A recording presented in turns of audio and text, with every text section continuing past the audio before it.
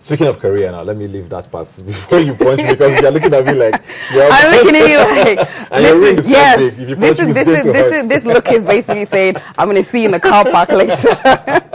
Okay, let's go a bit. You talked about career now. Yeah. I want to call a few names as well. And I want you to tell me what you think about them. These are people who, not necessarily competition, but people in the same industry as you.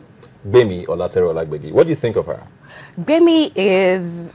Oh, I can't really say, because she's going to... When I see her at work now, she's going to be all smug and everything. But Bemi is somebody that I think she's done very, very well. And even though when you listen to us on radio, we are, you know, sort of back and forth at each other and everything, she's somebody that I admire a lot. And she's somebody that when I started, because obviously she's been in the industry longer than I have, when I started, I did sort of say, okay, I like the fact that Bemi does this, I like the fact that Bemi does that. So I was inspired by a few things that, you know, sort of she did. You're very good friends. Yeah, and she's very opinionated. Yeah, listen, your hand up on radio is one of the most popular things on radio. Well, that's the thing. I started laughing because you guys, you hear what goes out, but when we switch on the when we switch off the microphone, rather, things, it's like all the gloves come off. That's interesting. Toke Makinwa. Toke is an enigma. I'm going to use that word. Toke is an enigma.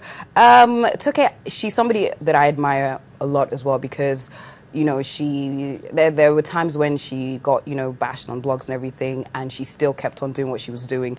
And I think that's something, that's a characteristic that I admire a lot. Being, you know, when people are saying this about you, being able to stand your ground and just say, you know what, I'm going to do this. This is what I want to do. Forget what you think. Dolakbo Oni? Dolakbo is... Well, I went to LA with Dolakbo. Dolakbo's very, very funny. And you don't sometimes see Most people don't see that, yeah. You don't see it. She's very funny. And we have, you know, some mutual friends. And sometimes when we all hang out, I'm just looking at her like, this is not what I see on TV. She's hilarious. Oreka Goddess?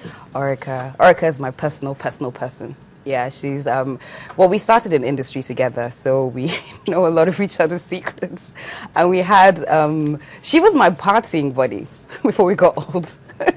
I'm joking. So we have lots of memories. I think in 10, 15, 20 years time, when I look back at, you know, my career, whatever I'm doing at that point, I will always remember the first sort of year or two working with Oreka at the Beat and just having a fantastic time. We both had no idea what we were doing, but we just did it 110%. Eku Edewo, finally. Eku is... I also spent some time with Eku. I went to South Africa with her for the Channel Awards. Eku's also... She's not what you expect. Because I think some people might see her and they might think, you know, maybe she's a little bit stuck up or she's this way, she's that way. Eku's one of the funniest people I know, and she's so open. She's so open, and she can meet you and then, you know, talk to you, and she can meet somebody that's maybe from a different background and she can still, you know, relate to them.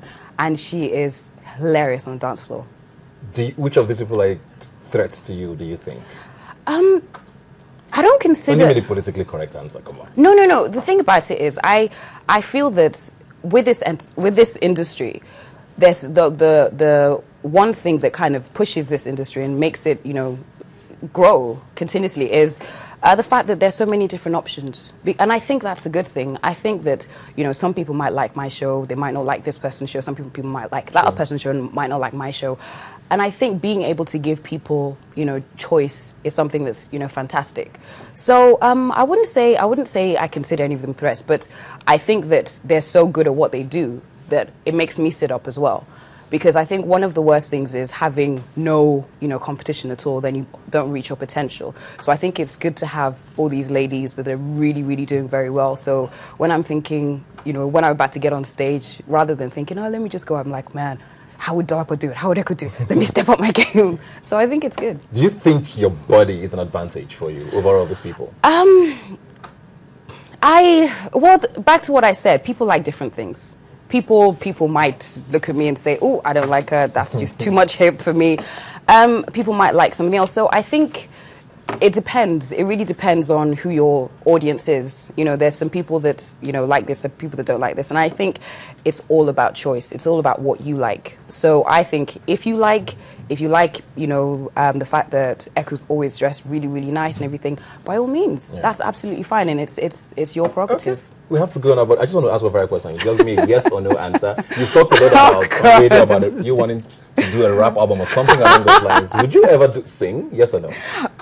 Well, I'll tell you a little secret.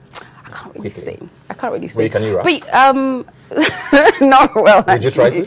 I would give it a go just for fun. Not seriously. So I'd give it a go just for fun. Toolz album in the future. Yes, yes. Thank you very much, yes. Toolz, for joining me. Thank you. On Rubbing Minds. I'm actually see the way I'm looking at you like, okay, I think we don't have to see in the car park later. And I can't wait.